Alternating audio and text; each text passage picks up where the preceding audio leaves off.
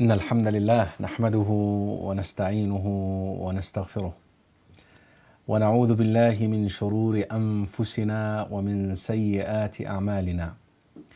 من يهده الله فلا مضل له ومن يضلل فلا هادي له، وأشهد أن لا إله إلا الله وحده لا شريك له، وأشهد أن محمدا عبده ورسوله. Dear viewers with GuideUs TV, Assalamu alaikum wa rahmatullahi wa barakatuh, and welcome to another edition of our show, Let's Talk About It. You call in, or you post your question, or you email it, and we'll answer it for you. The phone number is 1-800-651-4814. And also we have Karim at GuideUs.tv. That is Karim, Karim, at GuideUs.tv.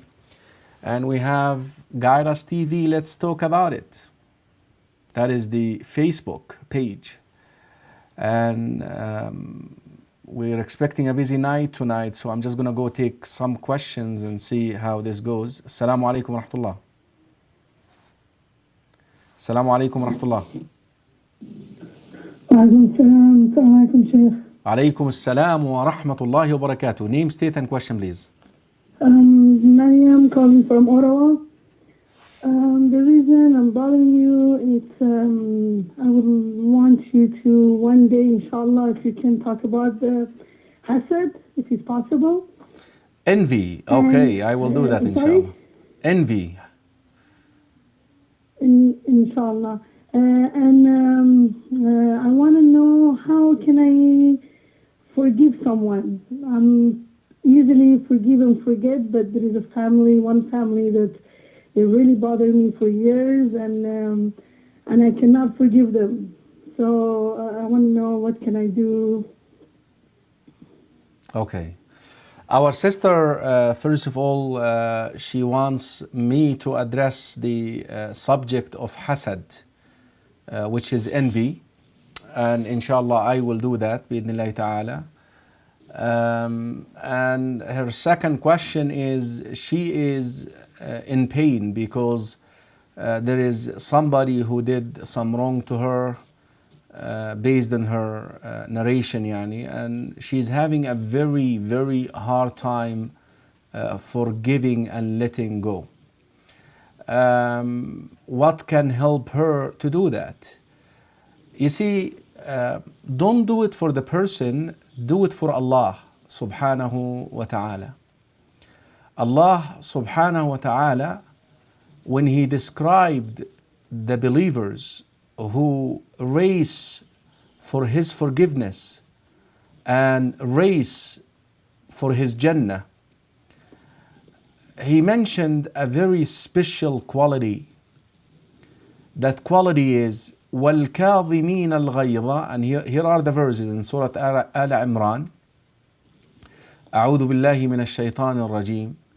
وسارعوا إلى مغفرة من ربكم وجنة عرضها السماوات والأرض أعدت للمتقين الذين ينفقون في السراء والضراء والكاظمين الغيظ والعافين عن الناس والله يحب المحسنين.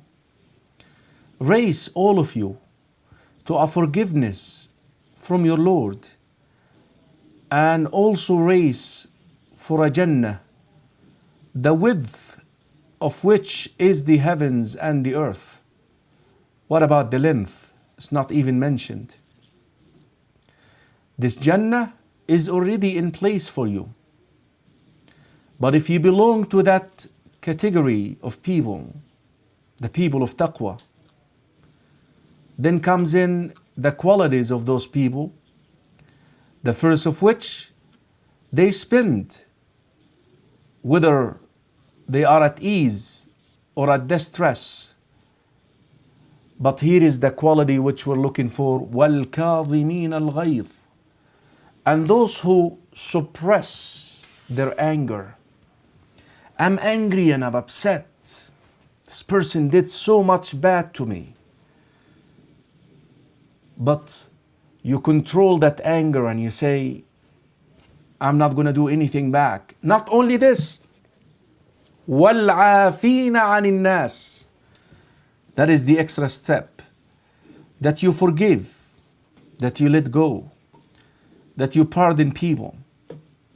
And if you do this, you will then elevate yourself to another rank, to another standard, which is the highest in Islam, which is the level of ihsan. You will become a muhsin. And when you attain that, when you reach that, then guess what? Allah subhanahu wa ta'ala will love you. Allah will love you. Can you imagine Allah subhanahu wa ta'ala loving you? But again, do it for Allah, not for the people. The majority of cases we have, the people do not deserve your forgiveness. They don't. Actually, if you forgive them, they may come back at you again. That is the quality of ungrateful person. إن أنت أكرمت الكريم ملكته وإن أنت أكرمت اللئيم تمردا. If you honor someone who is Kareem, a noble guy, he will appreciate it for you. And he will become your best friend. But there are people who are ungrateful. If you forgive them and let go, they become more ungrateful with you. That is why I'm asking you, my sister, is to do it for Allah and expect the reward from Allah, not from that person. Jazakallahu khairah. Inshallah, jazakallahu khair, Sheikh. Wa iyyakum. Dear viewers, inshallah, bi'idhnillahi ta'ala, the weekend of the 22nd of December, I will be bi'idhnillahi ta'ala in Maryland to help the community of Dar es Salaam to raise funds for their upcoming project, the largest community center in America. Almost 60 plus acres. Facilities are already built. We're talking about colleges, we're talking about schools, we're talking about college, we're talking about sport facilities, soccer fields, football fields, community centers. The dream for that community there. And if you are in that vicinity, if you are in that area, please join us. Bi'idhnillahi ta'ala. Jazakumullahu khairah. Assalamu alaikum wa rahmatullahi wa barakatuh. Assalamu alaikum. Assalamu alaikum. Hello? Assalamu alaikum wa rahmatullah. Wa alaikum assalam. Naam, name, state and question please. Assalamu alaikum.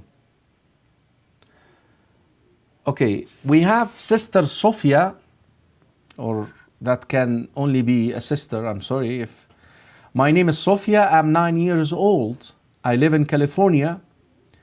My question, why do Muslim scholars refer to the angel Azrael as the angel of death instead of using his real name? That's a very good question. Our sister is asking that a lot of the people who speak in Khutab al-Jum'ah and so forth, they refer to the angel of death by the name Azrael or Israel. I want to say something that this name never been mentioned in an authentic hadith. So those who are naming the angel of death that name, they need to stop. They need to refer to him the way that Allah subhanahu wa ta'ala referred to him Malakul Maut and the Prophet sallallahu alayhi wasallam in Hadith al-Bara ibn Azib and others. It is Malakul Maut, the angel of death. He doesn't have a name. It's never been established through an authentic hadith that his name is Azrael. That is not correct. We have Idris, is your prayer valid when you have something in your head? I guess a hood in your head, jacket hood or something. Yeah, it is valid. Yani it is not something that we recommend, but it is valid. The salah is valid if you have this, brother Idris. This is brother Idris Ander. He is calling out. He is emailing us. We have sister. I don't know if I should say her name is not. Let me look at the questions first. On this dead person or that, I heard that it's a bid'ah. I'm not sure. I hope that's our sister Reem Sulaiman. I guess I'm going to say it. I don't see a warning there. Do not say that. Okay. Let me answer your question, Sister Reem, and I hope you're expecting me to answer it on the air. The first one, I hear people saying Al-Fatiha on this dead person or that. I heard it's a bid'ah, but I'm not sure. Please explain if so. The answer is, it is never been established that you say Al-Fatiha for the deceased. It is something that is considered to be an act of bid'ah. We should not do it. We should not be part of it. Sister Reem, is it haram to nutmeg?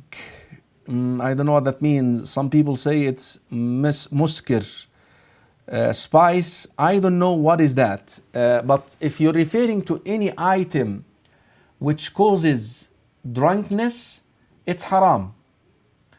كل مسكر خمر وكل خمر حرام. I don't know exactly what this item is. I'm not aware of it.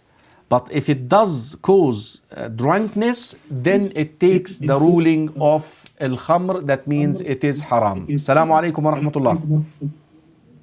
Assalamu alaikum. Walaikum salam, Sheikh. This is Mariam again bothering you from Canada. Okay, go ahead, sister. The reason this time I'm calling, I have 4 boys from age of 18 and the youngest one is 10. Alhamdulillah, they're all good boys. Alhamdulillah, Muslim and everything. But my third one, he's 12 years old.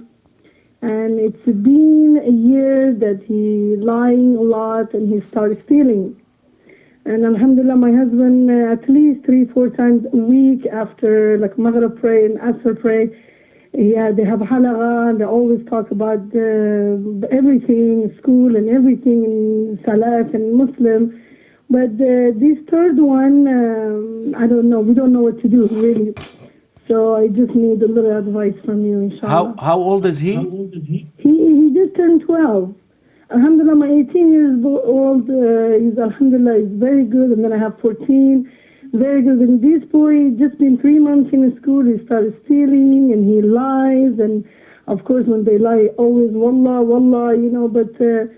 Alhamdulillah, my husband is a good Muslim and I'm trying to be a good Muslim. I don't know where we went wrong with him. Well, just keep working on him. Keep trying to teach him our sister, first of all, she's asking about her 12 years old. She had older children. They ended up to be okay. Alhamdulillah. And somehow the family, the father is praying, the mother is striving, everybody is striving to be good Muslims. But somehow this boy ended up to be lying and stealing and doing all these bad things. And I'm just saying that's the fitna for the family. And all of you have to work together to simply help him come out of this. Jazakallahu khairah. Assalamu alaikum wa rahmatullahi wa barakatuh. Assalamu alaikum. Walaikum. Naam, name, state and question please. Assalamu alaikum. Okay, somehow the Skype is dropping. I don't know why. Well, let's see. There is a hadith circulating. So, Sister Reem, I hope you got the answer for that. Jaut el-Tib. I don't know what that is. Is a spice. I don't know what it is. It's the first time I see that name. I hear that name. But listen, the criteria here. If it does intoxicates, if it does causes drowsiness or drunkenness, then it's exactly to be treated like alcohol, like khamr. it is haram to have. Now, her third question, there is a hadith circulating on Facebook about Ayatul Kursi, how you read it before leaving the house. 70,000 angels accompany you and all this stuff. Is it fabricated or true? I am not sure if there is anything about reciting Ayatul Kursi before you leave the house. What we know about Ayatul Kursi is you recite it in the morning with Adhkar al-Sabah, and at night with Adhkar al-Masa, and you recite it before you go to sleep, and you recite it after each Salah. But I'm not aware of any hadith that, when you say it, then 70,000 angels will accompany you in out. From the wording of this hadith, I can tell you right now, it is fabricated. But hey, I don't know. I never came across it. And you shouldn't be repeating something that you don't know whether it is authentic or not. That should be your principle, especially when you see those numbers, 70,000 angels and all that stuff.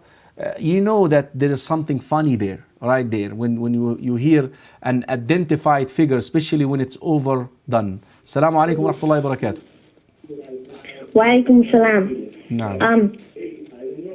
When a prophet dies, does it decompose or does it stay like the way it is? Rasul sallallahu alayhi wa sallam said, إن الله حرم على الأرض أن تأكل أجساد الأنبياء. Allah subhanahu wa ta'ala banned earth from decaying, from basically affecting the bodies of the prophets. So it stays the way it is. Jazakallahu khairah. Assalamu alaikum wa rahmatullahi wa barakatuh. Assalamu alaikum.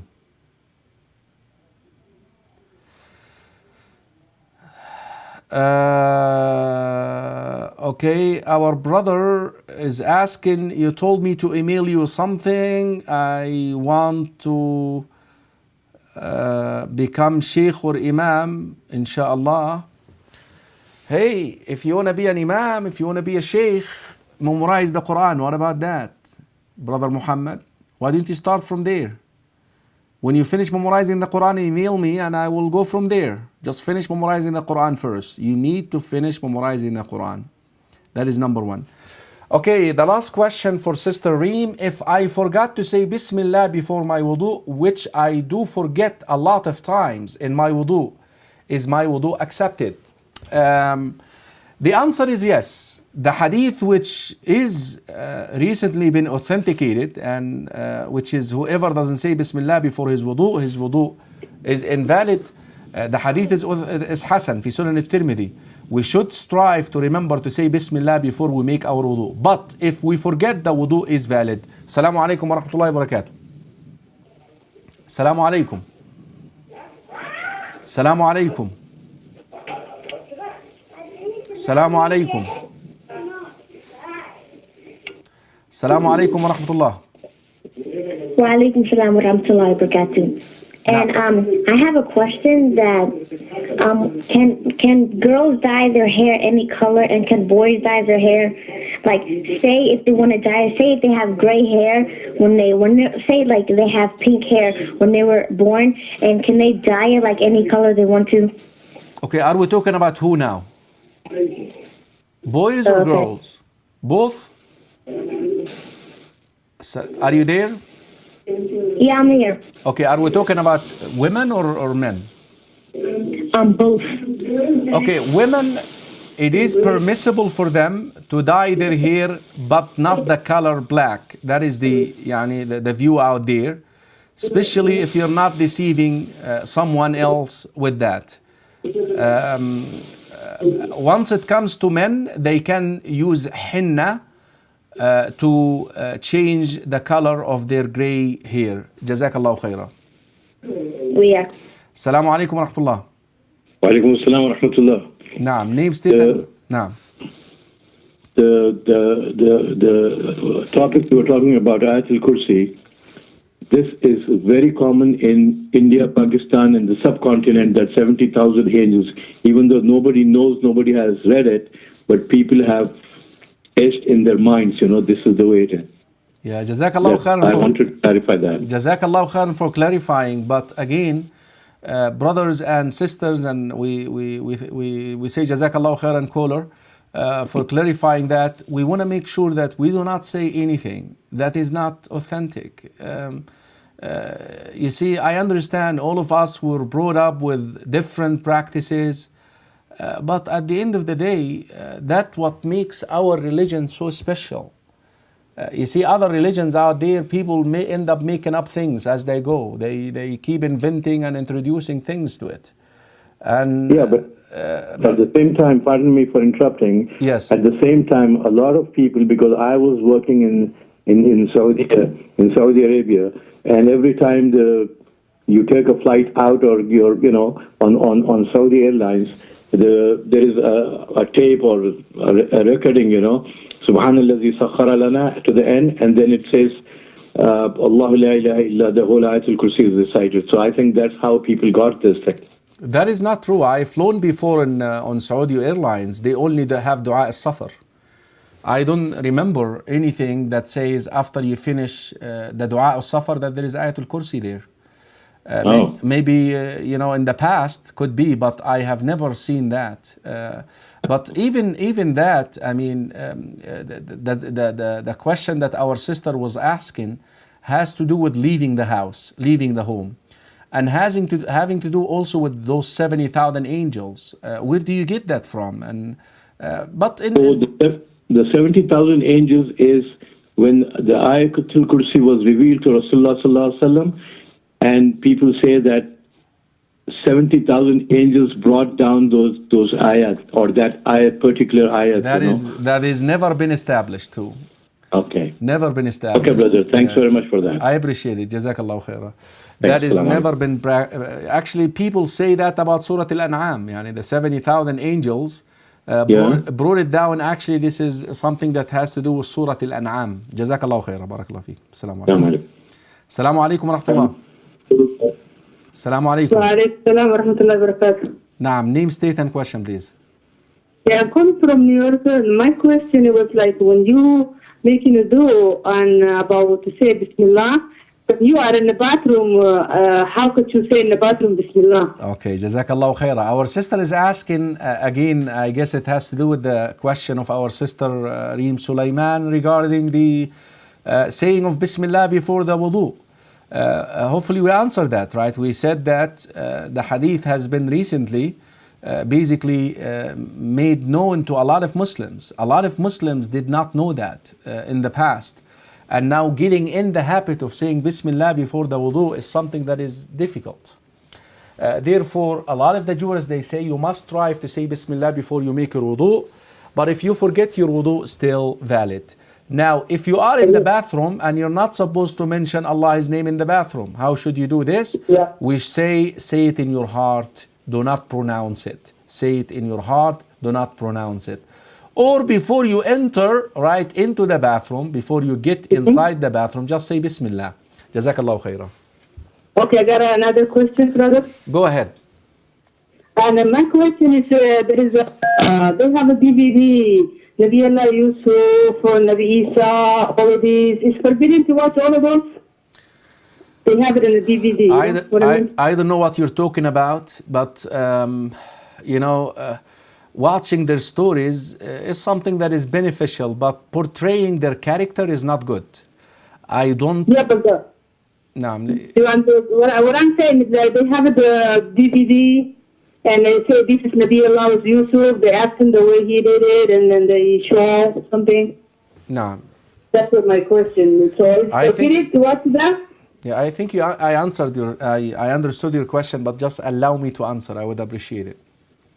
Okay. Okay, brothers and sisters in Islam, we have all these movies circulating around about prophets and messengers, and also sometimes we have soap operas or movies of companions. I want to say it is nice to learn about these prophets and messengers through a DVD or through a movie and so forth. But this is a very dangerous Very, very dangerous thing to do. Why? Because at the end of the day, those people who are presenting these characters to you are actors, people who act. So imagine you get your child to watch somebody who's playing the character of Prophet Yusuf.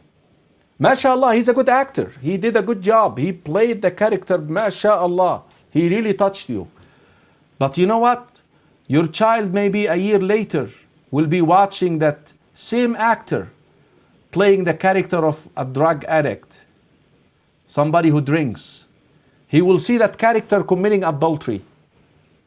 Then your children will not be able to associate,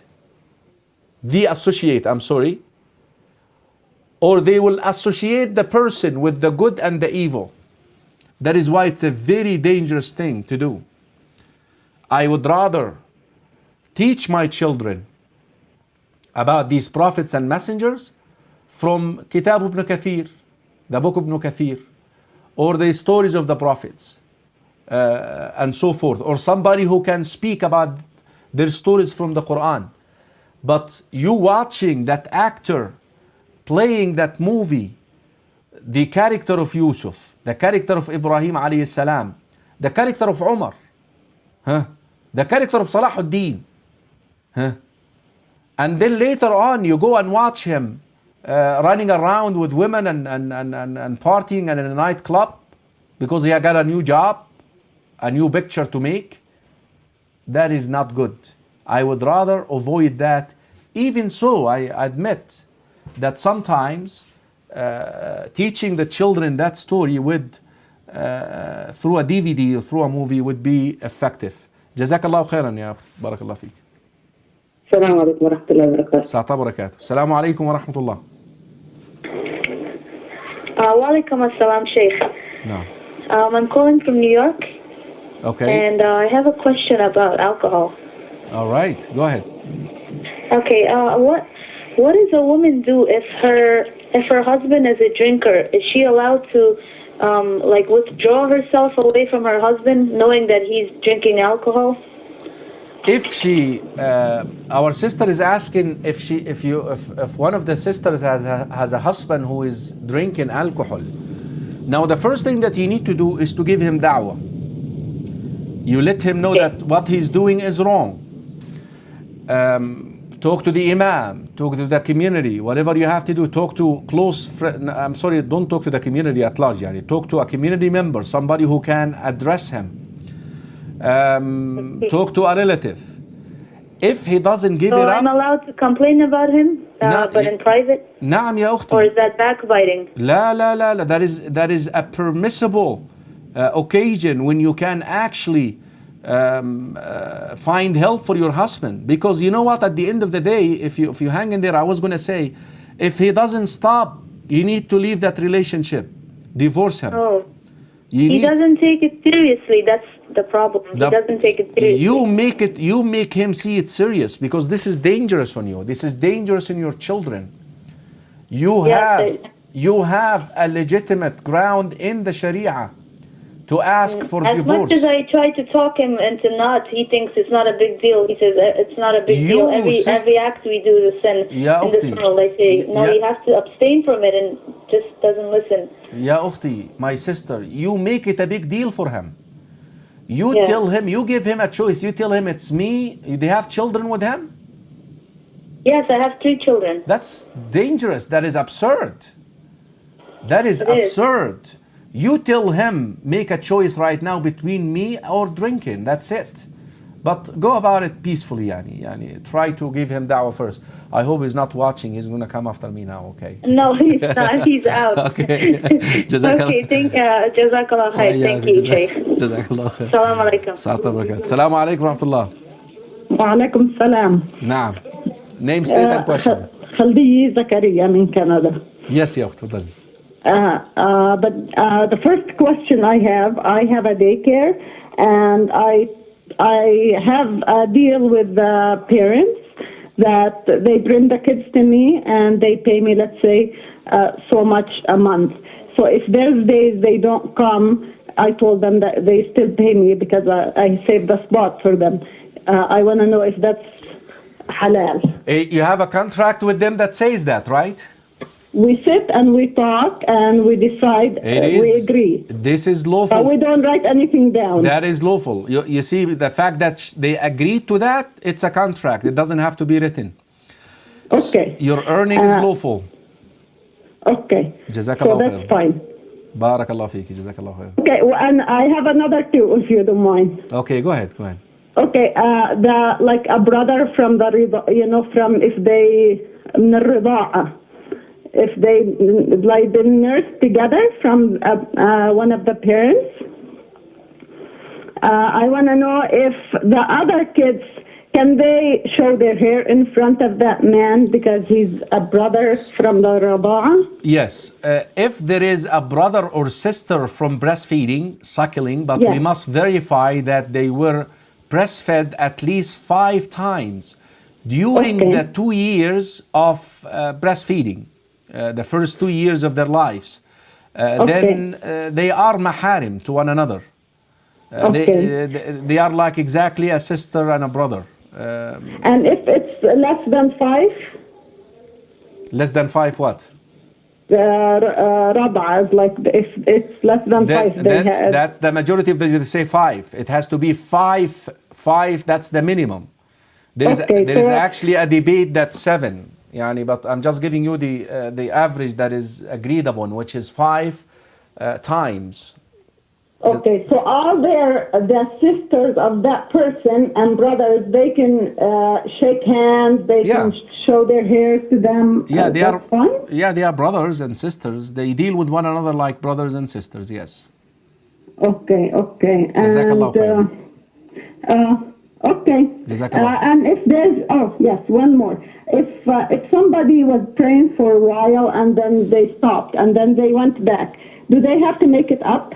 They make tawbah. Make tawbah and they start praying again, and they pray a lot of voluntary salah.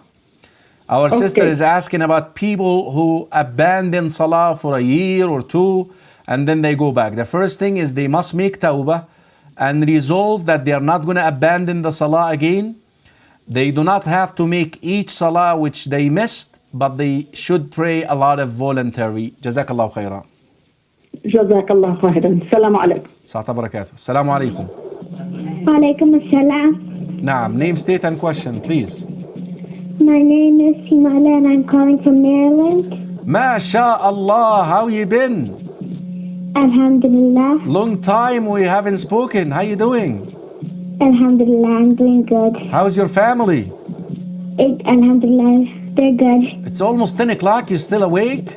Yes. Isn't that bedtime? No. Okay, go ahead. You have a question for me? I have a comment and a question. All right. Take it easy on that comment now. Okay. Okay, go ahead. My school, Huda school, they gave me a fundraising dinner card, and it said that you're gonna be there on December 22nd, and inshallah I'll be there too. Please, everybody. Our sister right here, she goes to that school. Al-Huda School in Dar es Salaam. And there are actually other speakers. Brother Altaf Hussein will be there. Also, we have Brother Siraj Wahaj will be there. Myself and Brother Safi Khan. Please, we need your help. This is the largest project in America. And we believe so much on that vision for the community there. And we're working hard towards making this happen. We need everybody's help. I call upon you, me and my sister here, my young sister here who goes to Al-Huda School.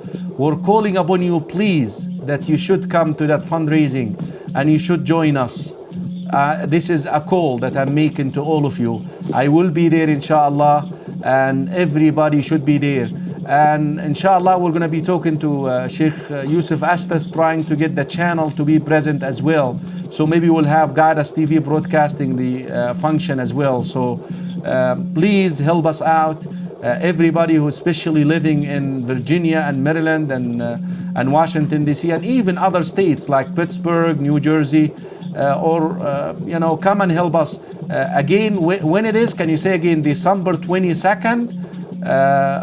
December 22nd, huh? And Yes. it's going to be at what time now? Tell me, at what time? I'm not sure. Okay, it's going to be, I think, around 7 o'clock. So can you say a couple of words to the viewers to encourage them to come to the function? Go ahead. I think you guys should come because we're making a new school, and the new school costs a lot of money. So in our school, we're doing a lot of fundraising dinner. So if you can please donate, we'll get the new school. Jazakallahu khaira, Jazakallahu khair. That's beautiful. Insha'Allah, everybody will be there. Insha'Allah. We'll see you there. Inshallah. Insha'Allah. Okay, you have a question for me? Yes. Go ahead. My question is, my teacher, she told me that when the Prophet, when it was his birthday, he used to fast, and I was born on a Monday, but my birthday this year is going to be on a Sunday, so when should I fast? Well, nobody said that you should fast on your birthday. I am sorry, I am going to have to talk to your teacher about this once I'm there. You shouldn't, yani. Just treat it like any other day. But if you fast, just fast Mondays and Thursdays because it's a sunnah, or the 13th and the 14th and the 15th of the month. But don't stop fasting on your birthday. That is not correct. Okay. Good girl. I will see you, inshallah. You make sure that you come and please say salam to me, okay? Okay. Yalla, assalamu alaikum wa rahmatullah. Wa alaikum salam. Assalamu alaikum wa rahmatullahi wa barakatuh. Assalamu alaikum, sir. Alaikum assalam wa rahmatullahi wa barakatuh. I have a question. Okay, go ahead, please. For the men, if their eyebrows are long, can they cut it? Like take from the length, right? Say again? Like from the length, not from the actual body of the eyebrows. Like if it is, if it is long. Yeah, like it's long. Yeah, just. Or are you allowed to cut it? Yeah, and just take a little bit, but don't cut anything from the root. All right, Jazakallah khair. Yeah, like trimming it. Okay, Jazakallah. Assalamu alaikum wa rahmatullahi wa barakatuh. Alaikum salam. Naam, name, state, and question, please. I want to know if it's haram for me to tell my husband he cannot have a second wife. If he agrees to that, you know, if he agrees to that, is that about a contract, in the contract, or what? When we got married, I didn't tell him he can have a second wife. You're already married? Yes, I'm married. Okay. We get married. He didn't tell me he wants a second wife. He go get married, and he told me he's married to another woman. I said, okay, is it haram if I tell him divorce her? Well, you know, it's not about being haram or halal. It's about doing the right thing. It's really your call, ya ukhti. But if you can live with it, you know, it's something that yani, Allah will reward you for.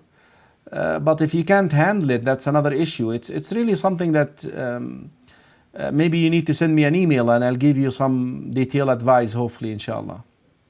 Okay, because me, I'm a revert. I wasn't born Muslim. I was Jewish, and then I become Muslim, and I marry him. He's from Afghanistan, and he married another woman, and she's from Israel. But sometimes he tells me it's okay, it's not haram for me and him and his new wife to get together and sleep in the same bed. He says it's halal. Get together in the same bed? Yes, he says it's halal for all of us to sleep in the same bed. That's a waku, I'm sorry. That is not... Is that haram? It's totally haram, ya ukhti. Okay. Yeah, that's not right. This guy is playing with your head. Okay, because I've been Muslim maybe 7 months now. I just married him 7 months ago, and like he told me it's halal. How did you meet him? I met him on the internet, single Muslim. Yeah, أختي, this type of person, if this is the information you're giving to me is correct, you shouldn't be in that relationship. Okay. You should go out of that relationship. This is somebody who's out of his mind. Okay. His So I fitra, shall. his Then I will fitra, divorce him. his- Then I will tell him his- it's haram. I'm telling but brother, you. I lost the faith. I want to stay Muslim, but he's telling me wrong things. Yeah, you should leave that person because his fitra is not sound if the information you're telling me is correct. Jazakallah khairan. Okay. Thank you. Assalamu alaikum wa rahmatullah. Wa alaikum salam. I have two questions. If you could answer them, please. Go ahead, please. My first question is, my husband likes to go to tabligh always. To what and again? I have two young kids, and I Ya tell him ukhti. not to go always. Is it okay for him Ya to still ukhti. go? It's Ya ukhti, your husband likes to go where? tabligh. Okay, to go out to khuruj. All right, go ahead. He likes to go like every month, and well, I'm always alone. Then I just want to know, does he still get the swab if I say no? It is not a requirement. I mean, for you as a Muslim, you can give da'wah locally, but you shouldn't be leaving your family. I shouldn't That's be what I leaving. tell him. Though. You know, my priority is my family, and you can go ahead and give da'wah locally. You don't have to go out of town and abandon your family for 3 days or 40 days. Well, he went for the whole roja too, No. and I told him that's not right, but he goes, no, this is have to. No, nobody said that. I mean, have to, that's another issue. And that's, Okay. I don't know who said have I'll let to. him know. Yeah. There's another question. Can you go to the cemetery if you're on your menses? Well, as a sister, you should not do that. Not in the sense, not because of your menses. First of all, we go to the cemetery to remember death. You only go there to remember death. Yeah, just to remember death. When you go and see dead people, you know, the graves and the cemetery and people whom maybe you lived with and they are not there anymore. So you're there to remember death. That is the reason why you go there to begin with. Or just that my mom passed away recently, and we like to visit her once a week. Well, we try to, but so if you don't we're on our menses, do you recommend it though? Or? Yeah. يعني you don't. You see, that's why I said you go to the cemetery for you, not for the deceased. If you want to help your mother, you see, being on menses has nothing to do with the issue. Just remove this from your mind because it has nothing to do with the issue. But what I'm saying is, we go to the cemetery for us, the living, to remember death. We don't even have a hadith that says that the deceased, that those who are inside the grave, know if we're outside or not. We don't even know that. So you're there to remember death. Now, if you really want to help your mother, you can make dua at your house, in your home. You don't have to go to the cemetery to make dua for your mother. You understand? So you still can make dua at home. Jazakallahu khairan. Thank you so much, Jazakallah. وإياكم. السلام عليكم ورحمة الله. السلام عليكم. وعليكم السلام ورحمة الله وبركاته. نعم, name, state and question please. Yes, I have a question. I'm a teacher, Islamic study teacher in Arabic, and I have a student. She asked me why she cannot make a birthday. Why we cannot celebrate our birthday? Yeah. That's $1 million question. I have a lot of answer for her, but she don't want to believe me, and she don't want to. Can you tell me some of these answers? Maybe I'll get some information from you. I told her الرسول عليه الصلاة. Can you speak Arabic? لا, لأن the majority of the viewers are English speaking. You cannot speak English? Okay, I told her Prophet Muhammad sallallahu alaihi wasallam, he not celebrated this birthday, and this is when we do it. It's follow the Christian or other people. That's a good one. This is gonna take us step by step. We follow them and do next time they're gonna do like another like holidays. And she said, what about if we do only cake and say happy birthday? I told her that's okay, but I feel like I'm not happy with my answer because no, that is not okay. I'm scared. This year like she said okay, my teacher, she said okay, but next time she gonna do, Okay, your first answer is wonderful answer, the way that you put it together, but maybe you need to expound more يعني تزودي في الإجابة بعض الشيء، يعني تزيدي في الإجابة. إن النبي صلى الله عليه وسلم قال لا تتبعن سنن من كان قبلكم شبرا بشبر حتى لو دخلوا جحر ضب. ويعني إيه تزودي في يعني to increase a little bit to make it more rich in presentation. Like the Prophet sallallahu alaihi wasallam, he's our example. He never celebrated his birthday and so forth. I think that approach is very profitable. But if you want to get some hints, I had a little question that I was asked about this particular subject, and I answered it in 10 minutes almost. And I actually called it, should we celebrate our birthdays? Do you have access to the internet? Yes. Can you email me and I will send you the link to, I'll have Brother Islam send you the link to that video. And it will... All right. My son, he will give it to you, the email. Okay, just send an email and we'll email you back the link. Okay, we'll send it to you, inshallah ta'ala. جزاك الله خيرا. بارك الله فيك. وجزاكم. مع السلامة. شكرا. صحة وبركاته. السلام عليكم ورحمة الله. وعليكم السلام. نعم, name, state and question please. My name is Adam. Okay. Your question please. My question is, I have a house and I am paying mortgage, and I have a car.